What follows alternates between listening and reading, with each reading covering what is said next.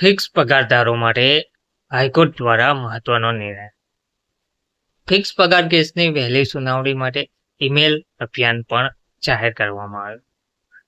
Fix પગારદારો માટે વિગતવાર માહિતી શું આવી છે તેના પર એક નજર કરીએ. નમસ્કાર મિત્રો, સ્વાગત છે તમારું અમારી યુટ્યુબ ચેનલ. મિત્રો, ફિક્સ પગાર કેસની વહેલી સુનાવણી માટે ઈમેલ અભિયાન શરૂ કરવામાં આવ્યો છે. ભૂતપૂર્વ અને વર્તમાન કર્મચારીઓએ ઈમેલ કરીને 14 વર્ષથી પેન્ડિંગ કેસની અંતિમ સુનાવણી હાથ ધરવા માંગ પણ કરી છે.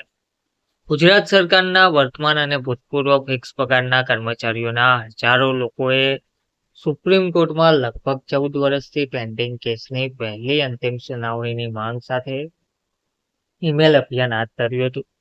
કર્મચારીઓએ એસએલપી સિવિલ નંબર 14/4, 14/5 અને 2012 કેસની સુનાવણી વહેલી તકે હાથ ધરવા માટે સુપ્રીમ કોર્ટ સમક્ષ રજૂઆત કરી હતી. કર્મચારીઓના જણાવ્યા મુજબ આ કેસ લાંબા સમયથી પેન્ડિંગ છે, ત્યારે તાજેતરમાં લાંબા સમયથી પડતર કેસોની સુનાવણી માટે વિશેષ બેન્ચોની રચના કરવામાં આવી છે.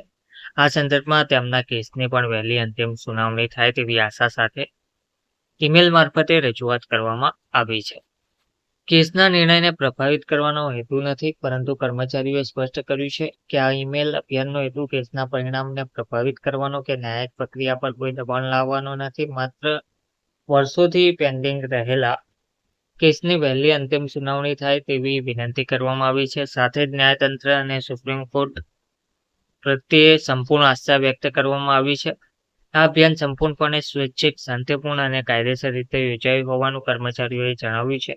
ઈમેલ ડ્રાફ્ટ, પોસ્ટર અને જાગૃતિ માટેની સામગ્રી તૈયાર કરવામાં એઆઈનો માત્ર સહાયક સાધન તરીકે ઉપયોગ કરવામાં આવ્યો હતો. દરેક કર્મચારીએ પોતાની રીતે અને સ્વતંત્ર રીતે ઈમેલ મોકલ્યો હતો. કર્મચારીઓનું કહેવું છે કે વર્ષોથી કેસ પેન્ડિંગ હોવાને કારણે સંબંધિત કર્મચારીઓમાં અનિશ્ચિતતા યથાવત છે. તેથી હવે કેસની વહેલી સુનાવણી થઈ શકે તેવી આશા સાથે આ અભિયાન હાથ ધરવામાં આવ્યું છે. ધન્યવાદ.